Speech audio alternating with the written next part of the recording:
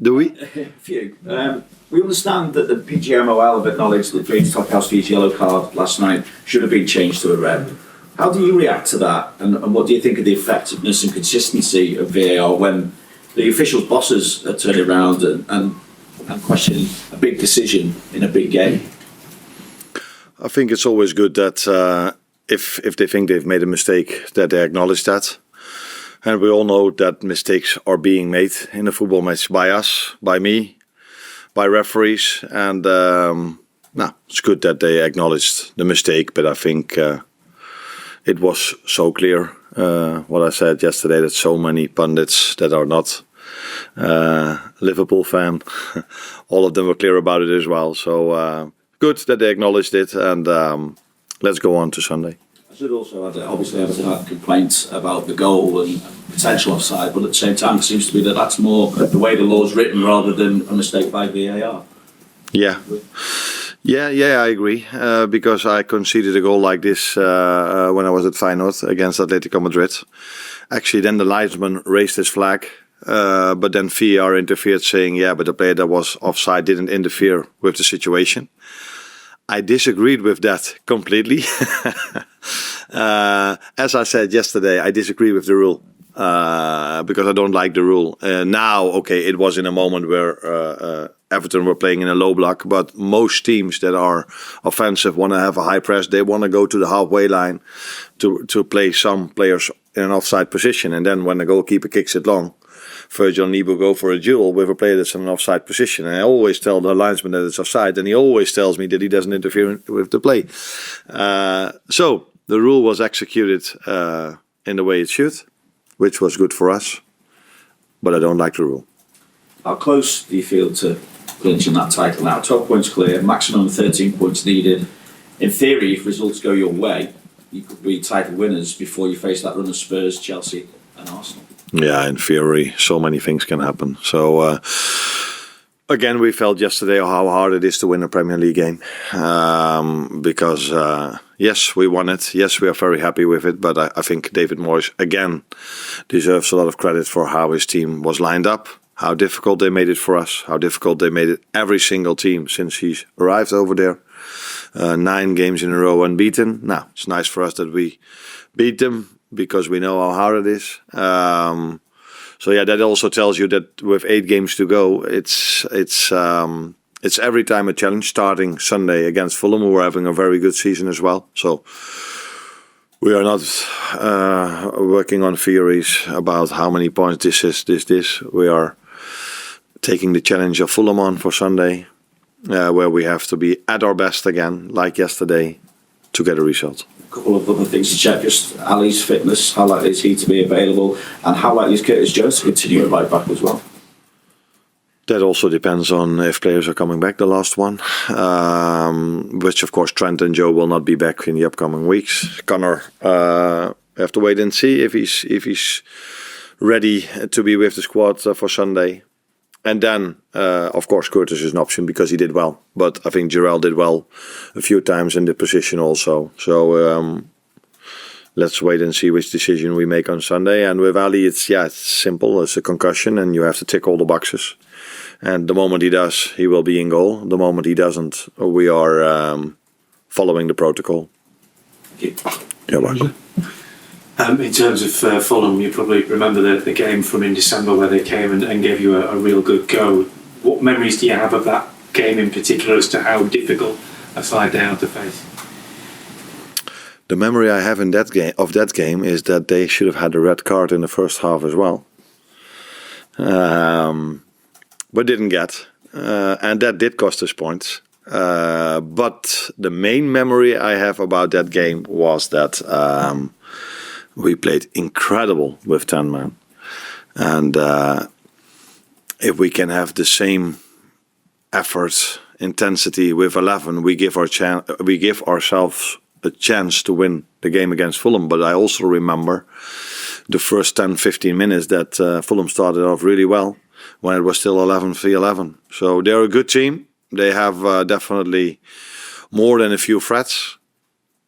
That's what the both I remember. So it was a great game of football where in the last few minutes we got a few very good chances. I think Virgil was one of them that could have scored the winner. Was it also the game that Jota scored the same goal as he did yesterday? Yeah. So many memories about that game. And in terms of your approach, I mean, you talk about not thinking too much about the title being so close. Is it just having to take that usual mentality of one game at a time, forget everything else, just concentrate on one game every single time? Yeah, because I said so many times, apart from, we've played 30 games now. Yeah, maybe there were 3 or 4 games where the score was so clear that in the last 20 minutes it wasn't a problem anymore. Almost all of our other games have been really tight.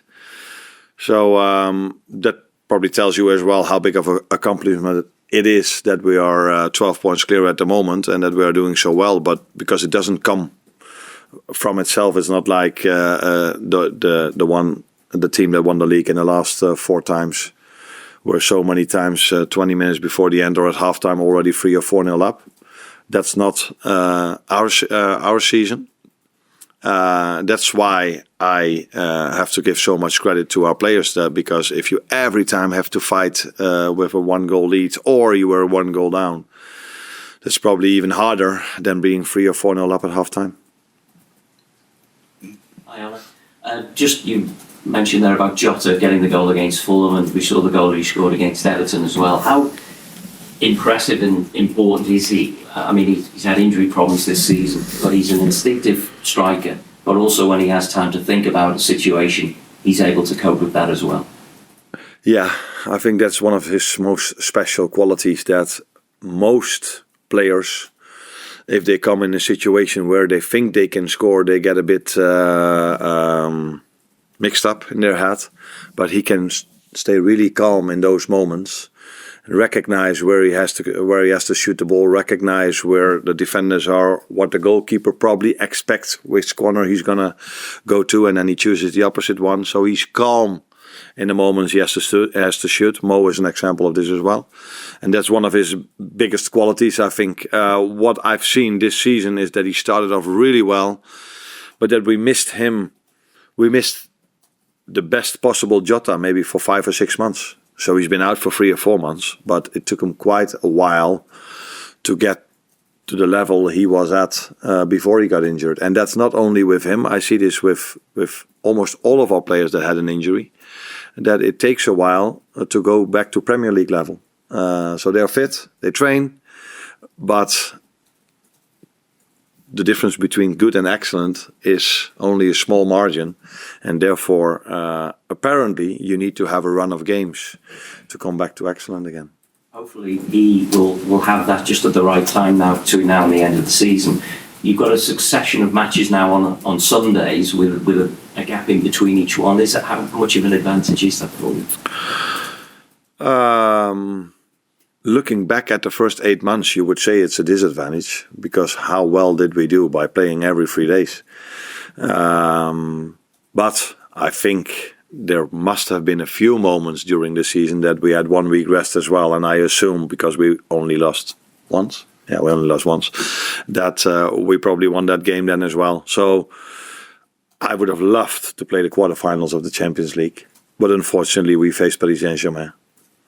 And now this is our situation and we accept it. And that's also a challenge, because players stay fit in the program of playing 2 times a week. Now they have to put even more effort in during training sessions, where during the season when we did so many games, it was training sessions were more to keep them alive, to bring them back on their feet. And now they have to work a bit harder in training session as well. That's a challenge for them, because you're not able to work as hard as we do against Everton or against Paris Saint-Germain if you don't work hard enough during the week. And that's the challenge that we face now in the upcoming 6 or 7 weeks. Hi, Arne. There was obviously the incident yesterday with no red card. But in general, what have you made about the standard of refereeing and VAR in the Premier League? I think everywhere around the world mistakes are being made. This is something in the league where I come from, and we're all aiming for a league without mistakes. I'm aiming for a season without me making one mistake in the lineups I make. But unfortunately, this will probably never happen.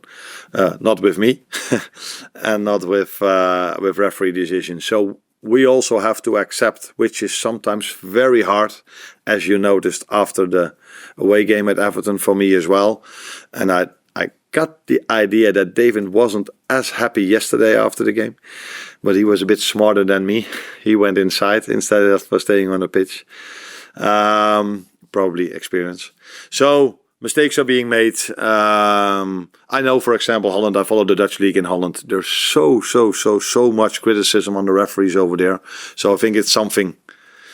What this is inside this world, wherever we can, and with we, I don't mean you, but social media. If there's a possibility to be negative, everybody wants to be negative. Not everybody, but 8 out of 10 people. So then if referee makes wrong decisions, everybody fall over it. If I make the wrong lineup, everybody will fall over it. So I think it's quite an okay season for the referees in England, actually. Mistakes are being made. But the most important thing is that it doesn't influence the league table. And the only answer to that is in the end of the season, if we see the league table and if we feel if it has influence, yes or no. But it's normal that it does, because mistakes are part of our lives, also from referees. Mo. James. Just on Curtis, I mean, you've played so many different roles this season. How valuable is that for you as a manager? And also, what does it say about him that he's able to adapt to whatever you seem to ask from? Yeah, that's very useful for me. Of course, me and Richard talk a lot about this season and about next season, and it's nice to have versatile players, if versatile is the right word to use. So players that can play in multiple positions. Is that versatile, man? Yeah, okay. And Curtis is definitely one of them. He has a skill set that he can defend, he can attack. And that's why he can play in so many positions. And he has this mentality, if you give him a challenge, he likes to be challenged. And yesterday was a challenge for him because it wasn't his normal position. And some players hate to be challenged. They want to stay in their comfort zone. But Curtis is a type of player that wants to be challenged if you challenge him. If you tell him that he's playing against the best English midfielder or under 21 or something like this, and I want to see how you do against that, yeah, then he's up for the challenge. I didn't ask him to stand up against Beto, I think it was, after the game. Was it Beto or someone else? Yeah. But he likes those challenges as well. Oh, that was Ducoré. Okay. After the away game. So, good to have him. Now it's up to him. If I play him again on Sunday, that it's not one time show yourself, because consistency is the thing what brings you from good to great. And that is now, if I play him again, what he has to show on Sunday. Mo. Hi, one of the big factors in the first game in Fulham was Antonee Robinson. He had 2 assists in the game. He spent a lot of time direct running at fullback, which was something that Curtis didn't really have to deal with last night. Carlos Alcaraz tended to drift inside. Is this something that will come into your thinking when you're trying to decide? You mentioned the fact that Curtis likes the challenge. You mentioned the fact that maybe Connor might not necessarily be fit. Are you thinking more about what Fulham can do, whereas with Curtis in the derby, it was more about what you can do going forward? I thought you were going to ask me that I was talking about the wrong red card, because they needed to have a red card for a challenge on Gravenberg, and we got one, which is under a big debate if that was a red card. But okay, let's continue about your question then. He is definitely a threat. He's definitely a threat. I saw this when they played Arsenal. He's having a great season. And I saw this when they played us. But the good thing about a left fullback that wants to attack is also that he takes the risk of leaving Mo in a position where he can hurt the opposition as well. And that has happened multiple times this season, where fullbacks do attack. And then in transition, Mo can hurt the other team. We have to make sure that we take care of that part if they attack, because I think he was involved in the second goal, if I'm correct.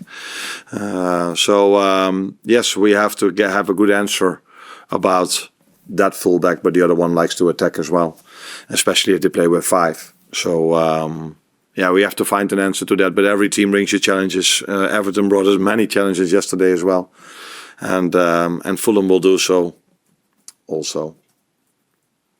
It's a unique situation with both Liverpool and Arsenal facing Everton and Fulham in consecutive games. Did you get a chance to really pour over the Arsenal game? Because obviously they played 3 at the back, which they hadn't done in the game before. You were able to draw a few insights into what you may be able to face on Sunday. It is a unique situation, and that's why I think it would have been more fair if both teams would have played on the same day. All 4 teams would have played on the same day. But we have more than enough rest for the Sunday game, so it's not a problem for us. But I do feel for Everton that they play on a Wednesday night and have to have the early kickoff on Saturday. The good thing is that they play at home, and I know how much their fans can influence the game. So it's a unique situation. I did watch the game because it's always an interesting game to watch, and we play Fulham, so it would be weird if I would have not watched that game. And but after 2-0, I went to Manchester United Forest, which was also a nice game to watch. Last one up here. I just wanted to any new fitness issues coming out of last night's game. Anyone? I wonder about Ryan. Maybe he going through all right after coming back into the team. Yeah, the boys still didn't come in yet. I hope that because Mac Allister finished the game, that it's all good with him. But sometimes adrenaline or just keep on running can help you, and then when you have a night of sleep, you can come back and feel, maybe I do feel something now. But I hope and expect everybody is ready to play on Sunday again from the ones that were on the pitch yesterday. Sana. You're welcome. Okay.